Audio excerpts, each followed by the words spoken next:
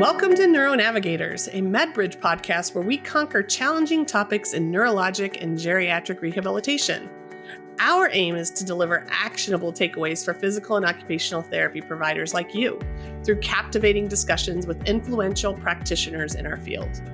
To receive continuing education credit for this episode and access bonus resources, make sure to check out medbridge.com.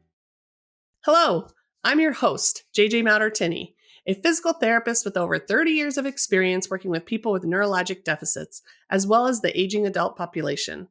I have multiple certifications, including being a board-certified clinical specialist in neurologic physical therapy and a certified exercise expert for aging adults. Today, I'm excited to be joined by occupational therapist Melissa Kimmerling, an expert in the area of occupational therapy practice and neurorehabilitation. We'll be diving deeper into the topic of cueing strategies, including recent research and actionable takeaways you can implement right away. Welcome, Melissa. I'm so excited that you're here. I'm so glad to see you again, JJ. Thanks for having me. Yay. So could you get us started by sharing a little bit with the audience more about yourself?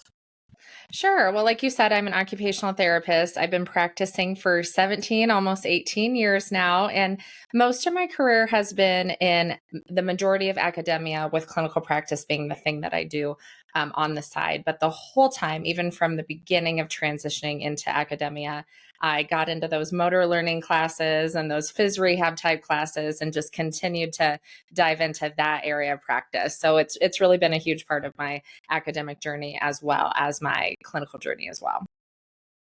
Very nice. So can you talk a little bit more about what initially attracted you to neuro rehab and kind of how that evolved over time? Yeah, absolutely. So I don't know if you felt this way when you were an entry-level practitioner, but I remember being in the clinic and thinking, I can't believe they're letting me do this by myself. I'm not sure if I'm always making the right decisions, right? I definitely felt like, nobody's watching me now. I hope I'm doing this right, But for the neuro clients, there was something about their recovery that was more visible, that I could see maybe a hand that had a little flicker of movement today that yesterday didn't, or, a little bit more independence with one of the occupations we were working on. And that made me feel like, oh my gosh, I'm doing something good here, right? So there was something about the recovery for those clients with neurologic conditions that was so much more visible. And then the more I learned about and continued to engage with continuing education related to neuroplasticity and recovery periods, I got so excited about and became such an advocate for high intensity, meaningful, early therapies for these individuals, and just have been singing from an advocacy standpoint also for a very long time about how important it is to get people, high quality, high intensity therapy right away after neurologic injury.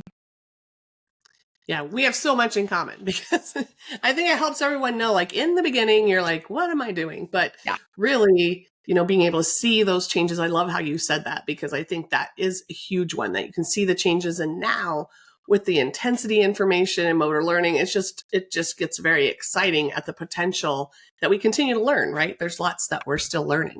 Always. And one of the things that happened in my career that is not necessarily part of my career journey, but part of my life journey, is that my first son has autism. My oldest son has autism. And while I had not even done a clinical rotation in OT, we call them fieldwork. I hadn't even done a fieldwork in peds. It wasn't something that I, saw myself moving into. My kind of life turned into doing occupational therapy during the day and getting paid, and then attending occupational therapy outside of those work hours, and then following through with occupational therapy home programs as a consumer of services for years, for a very long time.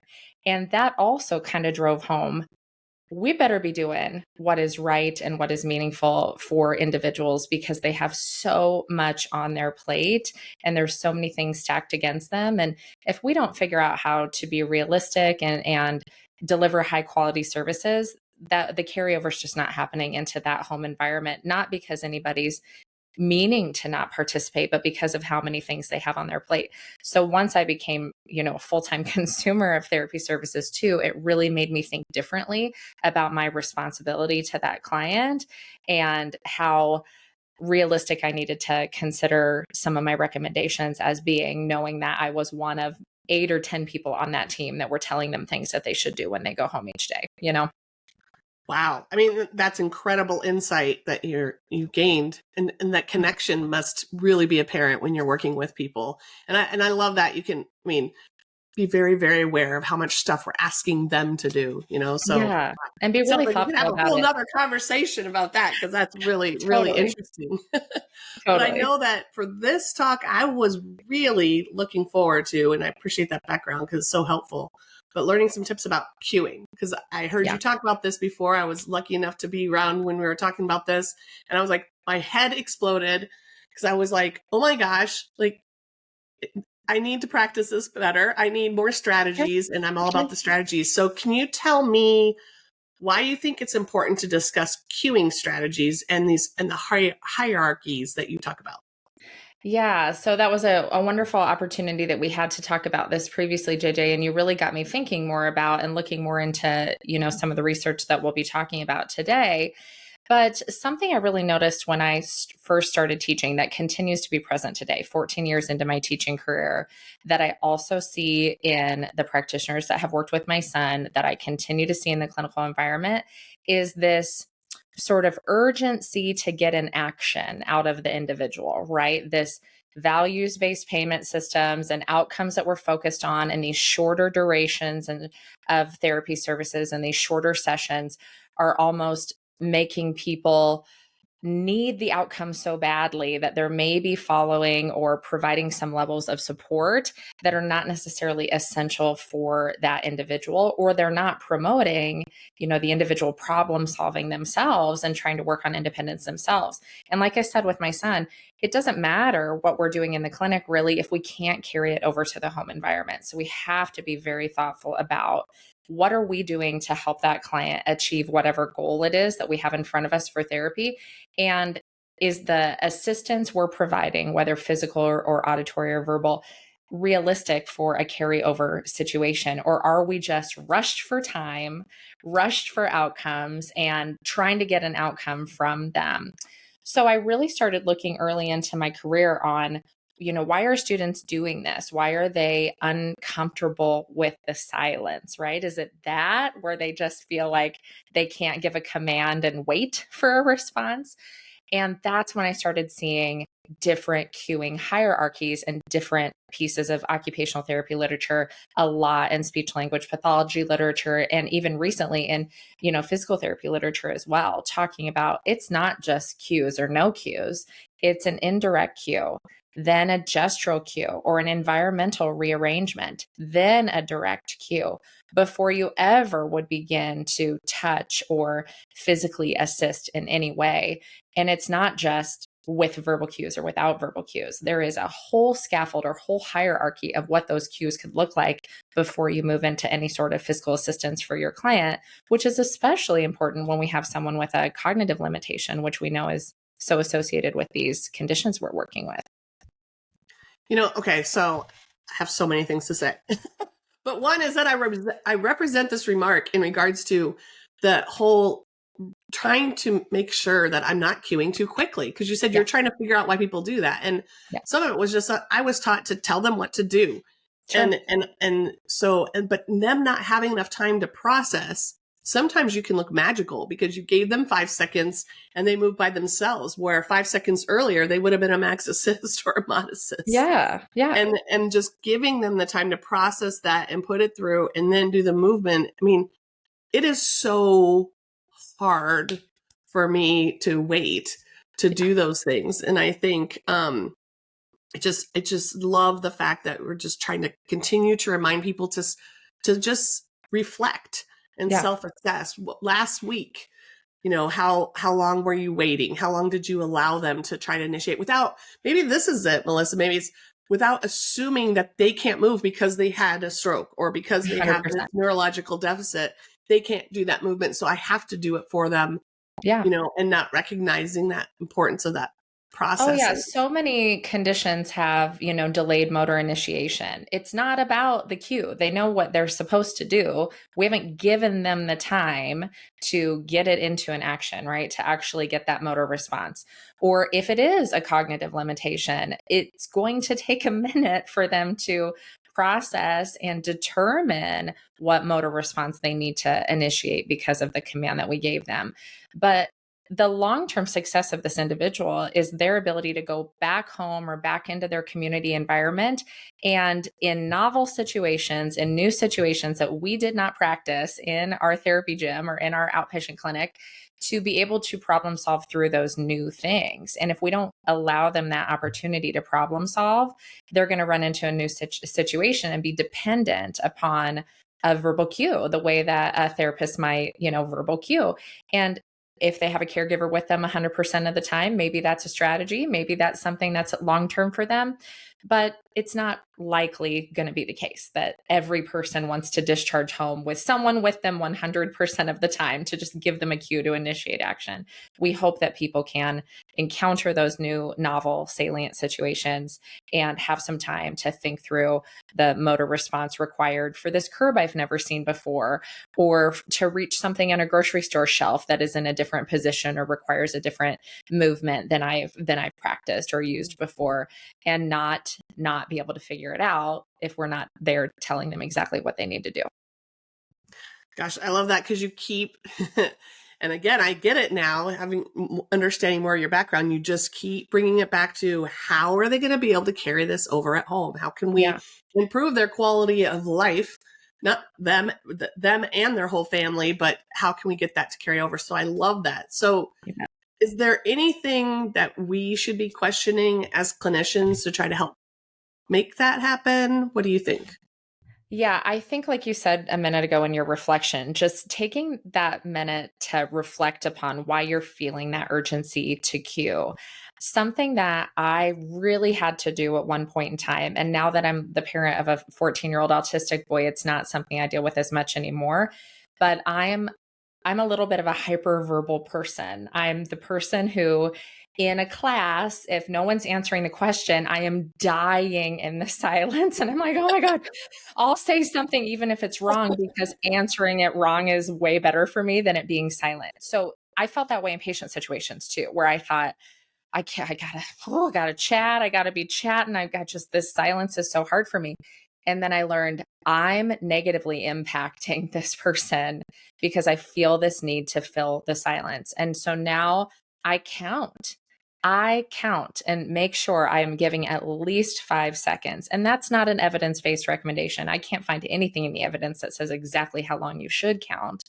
But feeling out your own self, and you think, oh, I have this urge to give a cue at 2 seconds. That's ridiculous. People should have more than 2 seconds to process when they have this condition. So really thinking about, how long before I start feeling that urgency? And is this a me thing? Is this about me and my tendencies? And in OT, a lot of people, when we're doing, sensitive things like daily living activities, it's really hard to watch people struggle to, get their arm in a shirt or something. Even being thoughtful about how long you're going to let them try to figure it out before you jump in there with a cue. Because I bet you that time that you're waiting is not as long as you think that it is. It's probably your internal clock, because we've got these internal clocks as therapists, right? We're like, we got our 8-minute rule, we got 15-minute CPT codes, we got 30, 45-hour long sessions. We have a clock running in us all the time. And that is not reflective of that person's normal life. They will not have a clock for their getting dressed in the morning. They will not have a 1-hour limitation or a 30-minute limitation. So it's an us thing. I think it's an us thing sometimes, where why we are feeling like we have to move through this faster and that we don't have the time to problem solve. But like I said, I just really try to think about that carryover to home. Otherwise, it's just, none of it really works if it can't carry over. And you said 2 seconds, and I was thinking, I don't even give them that. Right. I mean, ready, we're going to get up. And it's like, 1, 2, 3, go, not even just ching, and I get right up, and then I'm like, oh. Well, and I know you work with students too, right? JJ, you work with students as well. So something I've heard from students, which I think if you're listening to this and you're maybe a novice practitioner, you also work with students or you're a student yourself, but I think they believe that the person watching them, their clinical instructor, fieldwork educator, doesn't think they know what they're doing if they're not verbally talking through their critical reasoning, and that if they allow that silence, someone's going to look at them and think that they don't know what to do next versus I do recognize that that person might need a cue to get their arm through that sleeve. I am purposefully allowing them at least 5 seconds or however many seconds you decide before I will start with an indirect cue and then a gesture, so on and so forth. But I've heard that. And I think, we have to be careful about that. If we have students that we're supervising, we have to make sure they know that they have our endorsement or our permission to take a little bit of time and to be quiet and be thoughtful and be reflective about their next decision. And that a lack of saying something doesn't mean we think that they don't know what they need to do next, but they can feel that pressure from us, and we have to be thoughtful about that. No, that's really great insight. And just the communication, having been a DCE, you got to communicate, and being able to have the CI tell the student that, or teaching the student that in the curriculum, and then having the student express that we've learned a lot about waiting, maybe even ask the CI. So I really want to work on that. Mm-hmm. So I'm going to be pausing and I'm going to be hesitating after I give a cue because I want to see how they respond. Mm-hmm. But if you feel I don't wait long enough, let me know. Or, you know what I mean? Because you could have a conversation, right, or something like that. I think that's you can say, I'm trying it. I really, really want to, with this individual, try as hard as I can to not give them a type of support that's not going to be a long-term strategy for them. So here's what I'm going to do. I'm going to try this, and I'm going to try to count, and I'm going to try to do it this way. And if you think I should have jumped in or I've waited too long, please cue me, right? Please cue me as a student. But we could have a whole other conversation about clinical instructors and fieldwork educators over cueing students too, and not allowing the student the time to actually sit back and think and come to their own conclusion. So it's kind of the same problem. It's sort of like the Taylor Swift song, right? Like, it's me. Hi, I'm the problem. I'm doing it. And I need to think about it.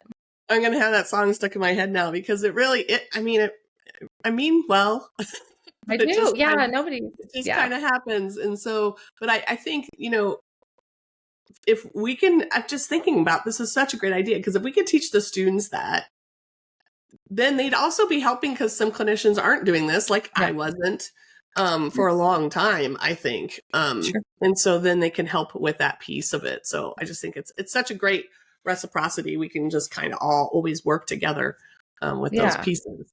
And it's kind of a soft skill too. It's kind of a developed skill, one you play with, one that's different for each individual, one's different in different settings. So it is going to be one that there's no way you'd ever come out of school just being super perfect at this, right? That it's kind of a continued development thing. Well, yeah. And I just think that just reinforces the concept of paying attention. Is whatever it is you're doing or whatever cue, is it working? Yeah. And so, you talk about the waiting and allowing them time to process. And then, when I got to hear you talk about cueing and hierarchies, I just started to get really interested in what does the research say about cueing. And I was hoping you could give us the highlights. The important takeaways. I love that. Yeah, absolutely. So I think it's important first to identify that in speech language pathology, which I am not, if you start researching cues and cue hierarchies, you do see a lot of stuff come up from speech language pathology. But part of the challenge in me being able to translate that research over into PT or OT is that they have different words for cues and prompts. And from my understanding, they're using the word prompt the way we would use the word cue sometimes. They have a whole variation in how they're doing it. But that makes me just want to draw to people's attention that there are people on our interdisciplinary teams who may have, even more experience in hierarchies, but that the language, I wonder if all speech therapists know that we only say cue and we don't say prompt. And when we're having an interdisciplinary conversation with our speech language pathologist friends and we're saying cue, are we meaning the same thing as when they're saying cue? So that's an entirely different conversation, but you'll see prompt hierarchies in speech language pathology, and they look a lot like what the research says related to cue hierarchies in, Oh, okay. PTOT Interesting. I and didn't know speech. that. Isn't that interesting? Yeah. Yeah. Yeah. And if you're ever working in school-based practice, there's a lot of things from teachers as well as related to prompt hierarchies. Because think about, teachers are trying also to encourage the students and hope that they're going to be as independent as possible and not just go directly into telling that student what to do. So we do see this in any environment, that someone is hoping to help if needed, but also hoping to not help more than is needed for someone Right. who is attempting to, grow in their ability to problem solve.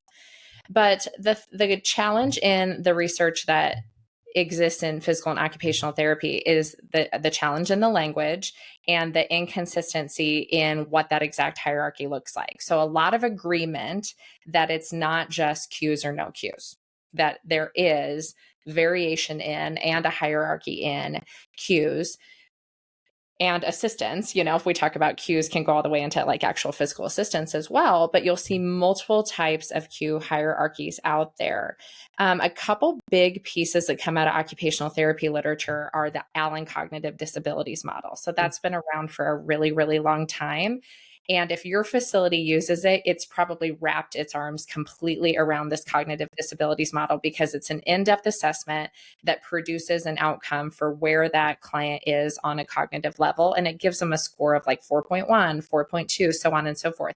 And then that model has an entire cueing hierarchy attached to those cognitive levels. Oh, So if your facility uses Allen's, and maybe you kind of like know the OTs are doing that or know speech therapy is doing that, but you haven't thought about that having anything in it that would help you, I would encourage you to be talking to your team about, how do we wrap our arms a little bit more around the cueing hierarchies that are attached to those different Allen's cognitive levels, and make sure that nursing is doing it, that nurses' aides are doing it, that families know. So there are people who need sensory motor cues, and people who need auditory cues, and people who need visual cues, depending upon where they are in that cognitive model. But it's not an easy thing to execute. So that one would require, your facility really looking into it, everybody getting on the same page that this was something that you were going to do there, and that you were doing it kind of with all of your clients. So that's a really interesting one. but it's so, because I love when you have an outcome measure, let's just, for the sake of argument, and then from that outcome measure, you can take the results and you can actually implement the piece. Like, Yeah. you have at least just the general, you can have that on a high in color laminated sheet for this level. Here's typical cues. You can Velcro it up in there so that people can reference that, or I don't know. So, I mean, are people already doing that? Am I like slow to the game here? Because I just think that sounds really, I just think that sounds amazing. It's amazing to know that the results of an assessment aren't just like, okay, they're a 4, and you're like, okay, but that in that model, that score means something. It has intervention that you should do. It has most likely challenges. It has predictors for long-term success. It has cues attached to it. And it was originally created in the 80s, early 90s, but there is still research today. You'll see in the citations for the podcast today that it was updated as recently as 2022, and they're continuing to demonstrate the efficacy of this model. It's just one of those that if I was the only OT in your facility using it, it probably wouldn't have great outcomes, because really the whole team would need to agree that we're going to use that information to influence our approach to this individual. But another assessment that is typically in occupational therapy, created by occupational therapists, but has a little bit easier of a follow through for the interdisciplinary team, is called the Executive Function Performance Test, the EFPT. It's a pretty great test that has things like setting the supplies out for making oatmeal and just giving them one instruction and then seeing if they can do it. And there's so many things, like they have to measure the oatmeal and take the lid off and get the hot water. And, there's a lot of steps to this. There's paying a fake bill. There's looking up a grocery store and calling it for their pharmacy hours. There's stuff like that in there. But in the specific administration of this assessment, which I think is something that can absolutely be carried over into practice, is 4 types of cues, and giving at least 2 cues at each level before moving on to the next level.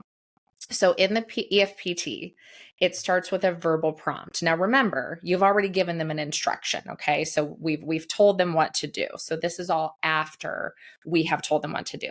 So it starts with a verbal prompt. It should be like a question. You're not telling them what to do again, but it would be something like, say I say in the EFPT, we're going to make the oatmeal, let's get started. And then they aren't starting. They're not initiating that action. I say something like, what do you do first? Right? That's a verbal prompt, reminding them that we are initiating, but not necessarily telling them, grab the oatmeal and read the instructions on the side, right? Kind of in the form of a question. Then if you say that same question, like, what should we do first? And they, again, don't initiate the action, we would do it twice before we move into a gesture. Like, maybe we start over here. Is there something here that we should do? Right? So we're not adding any more verbal information for them to cognitively think about. We still want them thinking about what we'd already verbally told them, but we're trying to support with a gesture. If that doesn't work, again, 2 at that level before you do a direct verbal cue, which would be like, grab the oatmeal and take the lid off. Now we're moving into a specific thing versus previously we had just said we want to get that task started before we move into physical assistance. So the difference with this, though, is there's not variation in the verbal cues the way you sometimes see in other research. So again, in the EFPT, verbal prompt, gestural cue, direct verbal cue before you try any sort of physical assistance. But you'll see research also talk about an indirect cue, then a gesture and an environment rearrangement, and then a direct cue, much more than just a direct cue or not a direct cue, that there are different ways that we can do that. But in all of this, there's at least 4 things we do before we ever help them, before we ever actually move the shirt to help their arm get through it, or rearrange how it is on their lap, or pull it up a little bit when it's getting stuck on their elbow. Where I'm seeing a lot of people go right into, I tell them what to do, give them a second, they can't do it. I repeat telling them what to do to make sure they understand what I said. And then if they can't do it, I'll go help them, versus how can we ask a indirect question that helps them think about what's next? Like if the shirt is stuck on the sleeve and we say, is it getting stuck? Or is there anything you could do with your arm to help it get up over that elbow? Versus just repeating the same direct cue and then giving in and physically assisting them. So that's something that's really consistent. And there's a lot of research in physical therapy related to cueing when people get the freezing of gait in Parkinson's. That when those individuals are in a motor related situation that's salient, right? Like something they haven't encountered before. If we give them a cue, it distracts them from the visual feedback that is overwhelming them right now because they're processing that they're seeing a narrower doorway or a staircase that they haven't seen before. Something is making them go, I don't know if I can do this, but it takes them out of that visual processing and into a different part of their brain that gets them to be able to execute a motor response without just getting overwhelmed by their visual situation.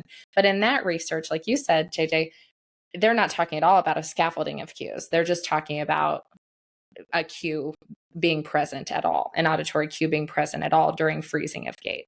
And I would advocate for there is still a scaffolding of what that cue looks like, even during freezing of gait, not going directly to move your right leg, Bill. But what should we do? What's coming up? What's challenging? What do you see here? Okay, now what are we going to do? And then if they can't do it, giving that direct cue. Excellent. Well, now, I hate to have you go back, but okay, you just, for the EFPT, EFPT, right? Executive Function Performance Test. So number 1, because you said there's 4. Yeah, on that one, number 1 is verbal prompt. It should be a question, but not to give action. Do not tell them what to do in that question. So like something like, what would be the first thing you would do, right? You're not telling them grab the oatmeal or grab the shirt. You're saying, what should we do next? Something like that. It's always the form of a question. Okay, because I'm saying this, we can translate it into whether or not we're trying to get out of bed or we're doing a transfer and Yeah. you're waiting for them to lock their brakes. And so you could say, is there anything What else do we that need you to do for safety? Yeah. Is there anything else you need to do to keep you safe versus just saying, oh, they didn't recognize locking their brakes, so I'm going to tell them to lock their brakes? You could start with a cue that says, is there anything else we need to do? What's the first step before we start the transfer? See if you can get them to recall it on their own or work through it on their own before you go into telling them what they missed or they should be doing. Okay, so that was number one, right? Mm-hmm. Number Yep. two? Gestural cue.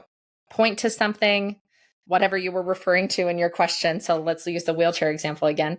Is there anything we should do before we stand to keep us safe? And the person's like, oh, no idea, JJ. We've never talked about this before. I don't remember, You've and never then spoken about you this never, ever. this is the first time we've had this conversation. Then you gesture down to the wheels, right? You go like, what about over here? And then they look and they see and they go, yes, I do remember. I need to lock these brakes. I do remember how to do that. Yeah. Okay. But if they don't, Yep. If they don't, and again, remember 2 of every kind is what the EFPT says before moving forward, then we can do a direct verbal cue, like lock your brakes, and we need to lock our brakes.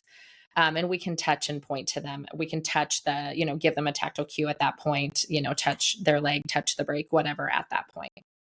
okay. So when you said 2 at any level. Yeah. 2 verbal prompts, then 2 gestures, then 2 direct verbal cues, then before you move to physical assistance. Okay. Thank you for recapping That's that. okay. And talking about translating that research into the clinic, I think that was a good example. But did you have other things in regards to when you're looking at that literature and you're thinking about the clinic? Because I think you and I are on the same page about let's translate it into clinic. Yeah. Yeah. Just the same situation. We would all need to be doing it together on our team though, right? So if I knew this and I knew that the client in front of me responded really well to those indirect cues, that when given enough time, those indirect cues could get them to do that action. I need to tell that to the team, right? Yeah. Like we need to be, when we find something that works for someone, obviously we're all playing kind of in our own sandbox related to the interventions or the things on the problem list that we're addressing. But these are just strategies that facilitate execution or compliance or independence with any of the things we're working on. So if any of us have discovered one way or one approach works really well, then why would we not be sharing that with the other individuals on the team? And that includes the people who are there the rest of the 24-hour period. Even in an acute rehab situation, they're getting 3 hours of therapy a day, which means there is 21 hours of that day where a primary service provider like the nurse or the CNA is doing all the rest of the transfers and doing the reverse ADLs at night and helping them get ready for bed. And why are we not telling them if we find something that works, and how are we empowering them to feel like they could help the clients reach their goals too? And here's a little strategy that we're really working on that's been working well for this person. And I love that. It's just really reinforcing to all of us to be more specific. Like if you find this sentence, you say this sentence, and that's the one that's the kicker. Yeah. And documenting it on the board and being more explicit, incorporate this strategy, to the team, or maybe they have a yellow whiteboard. Right. Yeah. Where those are like the 2 of the heaviest hitters that between OTPT and speech they found that could, because once they have cognitive impairments, from a diagnosis perspective, it seems like this could impact many. But I was just right now thinking about how frustrated therapists get with someone who has cognitive or language deficits, and this seems like low-hanging fruit in regards to being consistent and repeating, and then the family members seeing that cue being used and getting used to using it. Yeah, it's kind of like, I'm LSVT certified, and I think LSVT has done a really good job, not of necessarily scaffolding their cues, but of being as minimal with cueing as possible and saying one thing: move big, walk big, where they say there's already enough cognitive demand on this individual that if we give them the visual of us doing the thing with them, and then that consistent repetitive auditory cue, are we going to be able to kick processing into a less neurally impacted area of the brain where, automatic actions are impaired, but goal-directed actions are in a different part of the brain that may be less impaired, in early PD especially. So those type of models are also coming out that are utilizing this research, even if you don't really notice that that's what they're doing, but they're utilizing cueing research to say, we don't want the cues to add to the cognitive load. We don't want to actually make it more cognitively challenging by trying to help them because we've added all of this for them to process through. So that's the whole point of not getting to that direct cue that has a lot of cognitive load attached to it. If we can get there or get that motor action or get that whatever it is that we're looking for without adding such a heavy cognitive load for that individual. And then if we are giving a direct cue, people like me especially need to be careful not to say, what I really need you to do is blah, blah, blah, blah, blah, blah, blah, blah, and give this cue that is so long and so complicated with, sounds like a research paper that I fluffied up, right? And being, when we are giving a direct cue, the word is direct. What is the action that you want? And being direct about it and not being like, what I'd really like you to do right now is to take your right foot and probably move it, you're just like step right. That is your cue. Step right. Grab the spoon. It would be really lovely if that's not helping. It's just adding to that cognitive load, and they don't have that much cognitive reserve or that's part of their recovery that even if we're not treating directly, even if we're not on the person on the team with cognitive related goals, we have to grade and adapt our activities due to where they are cognitively, even if it's not something we're directly working on. Yeah, we're not writing a book. Yeah, exactly. Which off different parts of our brain. Yeah. But so it sounds like now, have you utilized this cues for any patient diagnosis in the neuro population or maybe even aging adult? Yeah, absolutely. Really almost every neurodiagnosis is going to have a predictor of potentially having a cognitive impairment. If not a cognitive impairment, a delayed motor reaction that just may require more time minus cognition, absent from cognition, just because of the processing time. So it really feels right to me with any of these individuals: traumatic brain injury, brain cancer, stroke, MS, Parkinson's. We know again that they have the issue with automatic performance, but they do better with goal-directed performance. So how do we kick it into that part of the brain? Dementia. And then, like I said, with my son, not being a pediatrics practitioner, but knowing from my inherent experience in that capacity that, could I stand by him every day and make sure he did all the things he needs to do in the morning? Sure. I could, but he doesn't want that. I don't want that. That is not what will make him an independent adult. But something like a visual schedule on his mirror would maybe be better. Again, trying to not get to, I'm directly telling you what to do until you have 5 days in a row shown me that you can't follow your visual schedule. And now I come in with you and make sure that you can go through it. Just taking that minute to step back and going, why am I wanting to get to a direct cue? And how many other things have I tried? Visual, tactile, gestural, indirect, all of that before I go right into telling them what to do. Because autistic teen boys, that doesn't work. They have age appropriate considerations as well. And when you look at the people deciding whether patients even have access to therapy services are utilizing data related to things like health-related quality of life, right? That quality of life indicators are really important in measuring success of therapy interventions and determining from a fiscal standpoint where the money goes, from the government.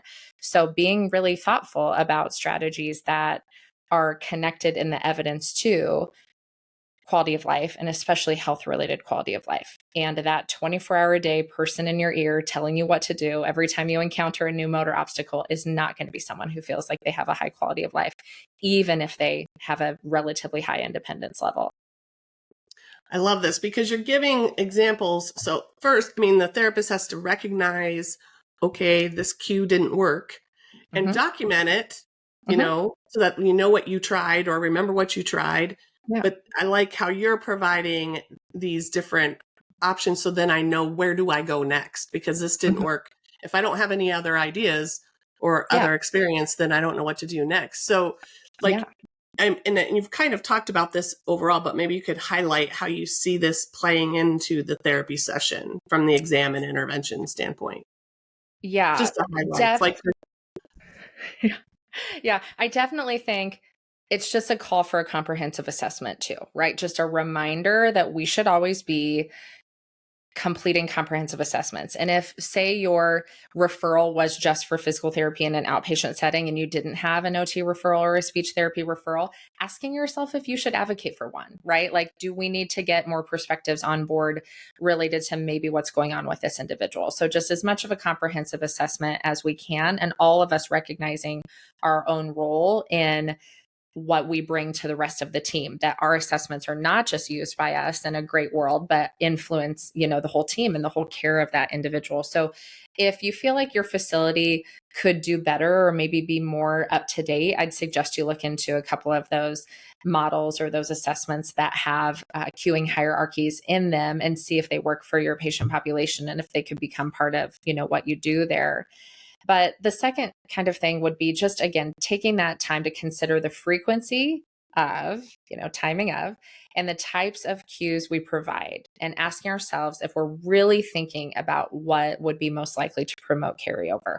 Remembering that nothing that we do in that clinic really actually matters if if it doesn't correct an issue, that the issue goes away.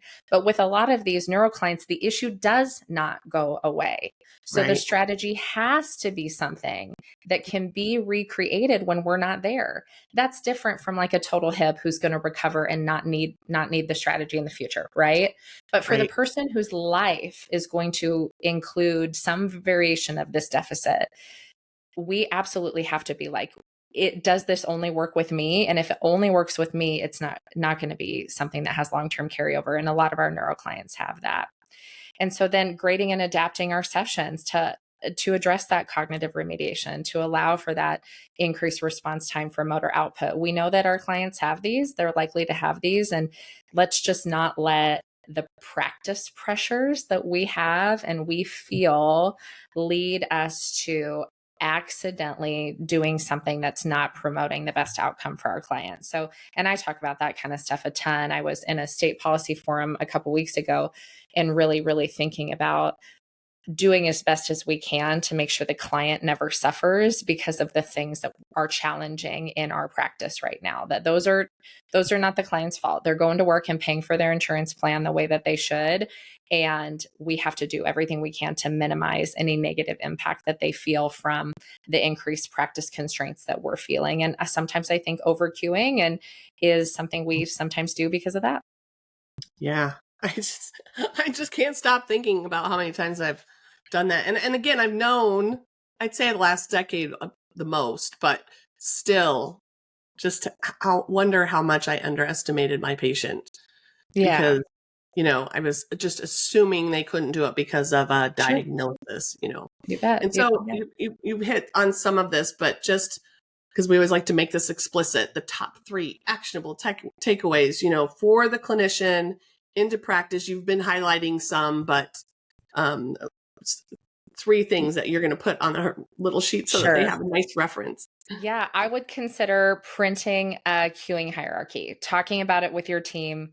At the next time you guys get together, hopefully you have a relatively frequent meeting of everybody together, just saying, what do we think about this? Are we all on the same page about this? What are we doing? Maybe you have some leaders within your team that have another idea, but one of the attachments or benefits of this MedBridge podcast is that I've created one for you that you could use. So if it feels like something that would work, or if you haven't found one, or you don't want to spend the time looking for one, it is something that you could start with. So consider printing it and posting it in a few places in your gym. That way, like you said, JJ, if you're like, okay, I know I'm not supposed to go right into telling them what to do, but I gave them an indirect cue and now I can't think of another thing I would do. And I'm feeling like I just want to go right into a direct cue.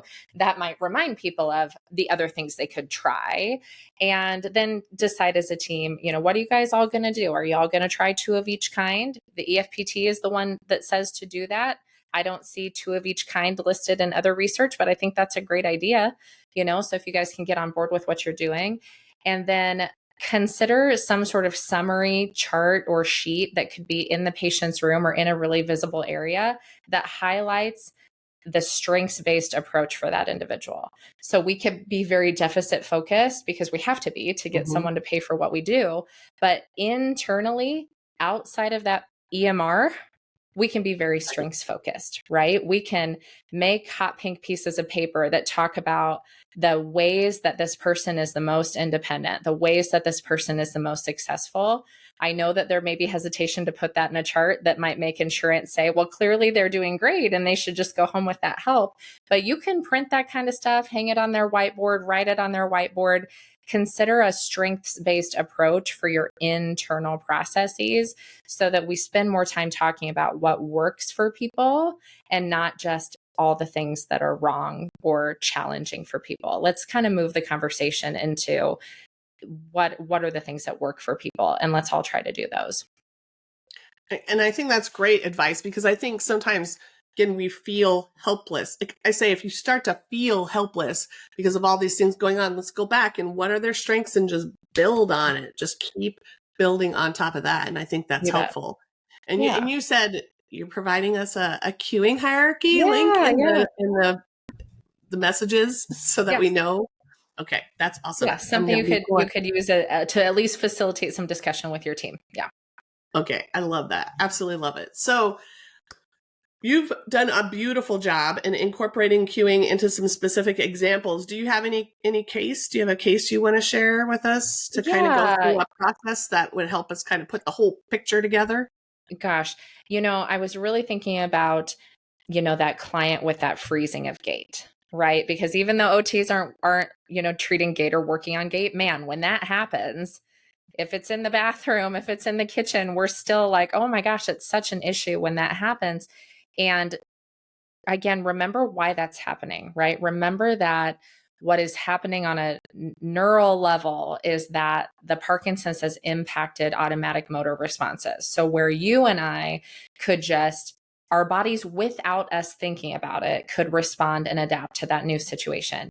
But now that area for that individual is impacted. So know that that's what's going on, and know that you're probably not going to get an automatic motor response to necessarily always come back. So what is the strategy that is going to move the success into an intact part of the brain, or a part of the brain that still has more area for growth and development, like one that is more connected to goal-directed actions? So they're always going to run into that new situation. And are you in your therapies, PT and OT together, putting them in as many novel situations as we can so that they have that ability to be exposed to situations that are going to require a goal-directed action versus an automatic action?